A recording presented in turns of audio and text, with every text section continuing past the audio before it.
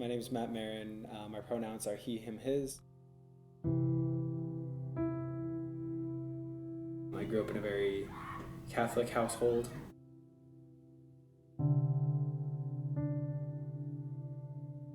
I'm also Mexican American.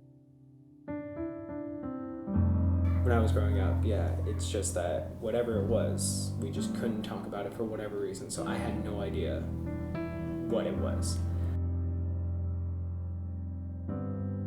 I went to private school from elementary school through high school, and it was kind of the same thing. It's just like, this is wrong, this is bad, not necessarily why it's bad, just it's not something that you could be a part of. We had a social studies class, and it was when Prop 8 was going around, so legalizing gay marriage. One of the girls in my class said, "Why should we be the people to decide how another person should love?" I don't know why it hit me, but it did, and it just stayed in the back of my head.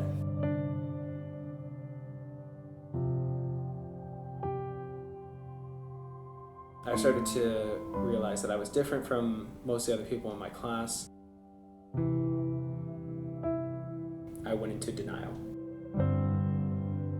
And I didn't want to be that person.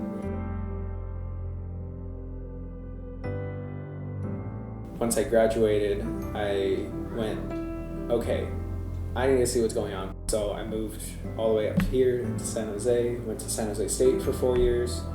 I figured myself out and realized that yes, I am queer, I'm bisexual, and I was very happy to see who I was going to become.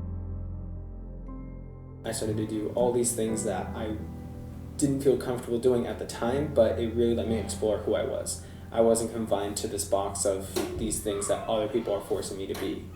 And I was the person deciding, okay, this is what's going to happen, this is where I'm going to go, this is what I'm going to do. And it was very liberating. With that, I didn't want to lie to anybody. I wanted to tell these people because this is who I am. I went to tell my parents Thanksgiving, my sophomore year. I think it was Friday, and I fly back Saturday.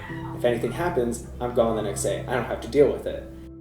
So I told my dad first, and my dad has always been the person that was the hardest about everything, and he was the one also that was like changing the channel, changing the conversation.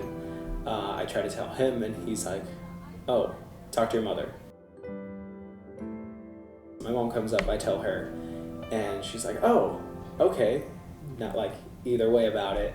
I try to tell my dad again, he's like, "Oh, it's just a phase, you don't know." And that just set the barrier between us, that this isn't something that I could share with them about, it's not something that I could talk to family, and it just made that barrier from then on.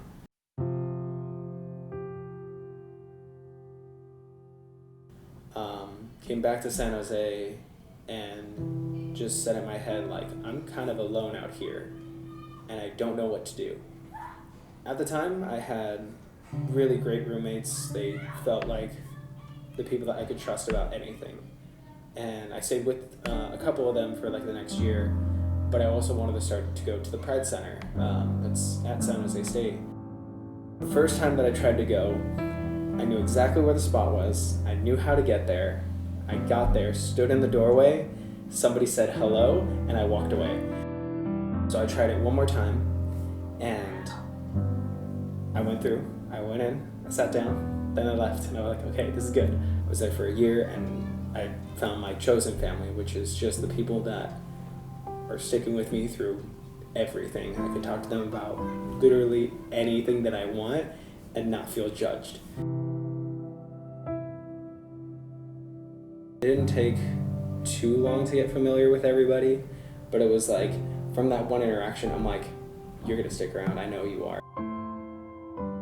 What I'm trying to say is, like, most of the time those friend groups, it's like everybody's pretty similar in what they do, but we're not. It was just this one thing that we were very connected towards, of being a better leader for our community, that connected us, and that has just blossomed into so many things. I continually go to the Pride Center just to check in on the other people there. The community that you build there doesn't stop when you leave.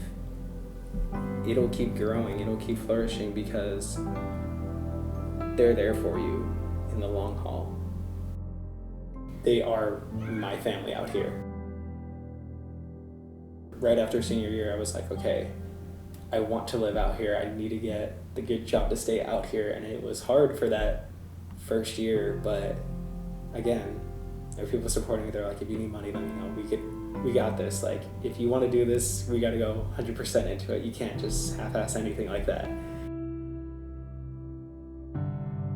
I didn't grow up with anybody that I could look up to like that, and that's why I went into teaching. I really do love doing this. I've been trying to do my best to be myself around everybody, including the students, as it's that relationship I want to build. They could teach me something, I could teach them something. I said it from like day one that I am out. If you say anything, I will immediately shut it down. If you need to talk, I will talk to you because you can trust me about this. And I've had multiple students come out to me in the high school and even in the elementary school. They come out and it's amazing to see their face just light up knowing there is somebody that can grow up to be whoever they want to be and not be scared about it. This one thing about them isn't gonna hurt them because you're gonna make it, you're gonna do well, and there's so many other things that you don't even need to worry about in terms of this one thing, because that one thing makes you amazing.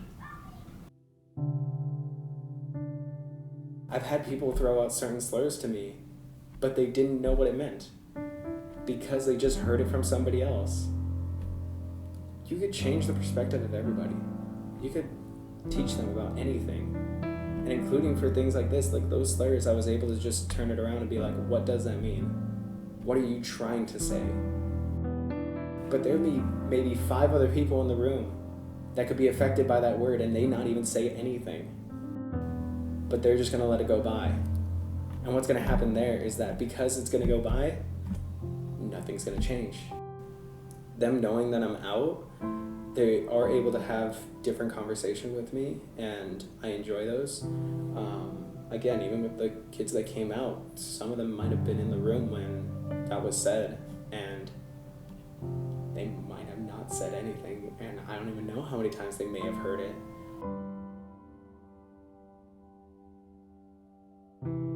It's the change in the tone, it's the change in the dynamic for those people.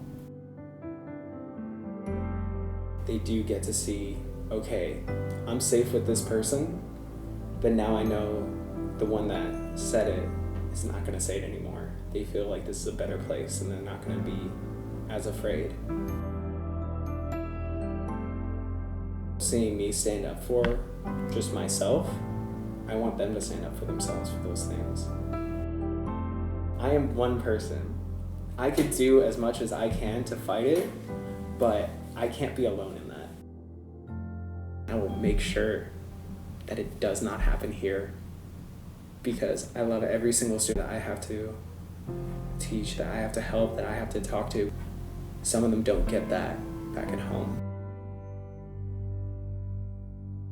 My hope is that you could be your authentic self without having to filter it so much just to get a job, just to get a place to live, just to be happy.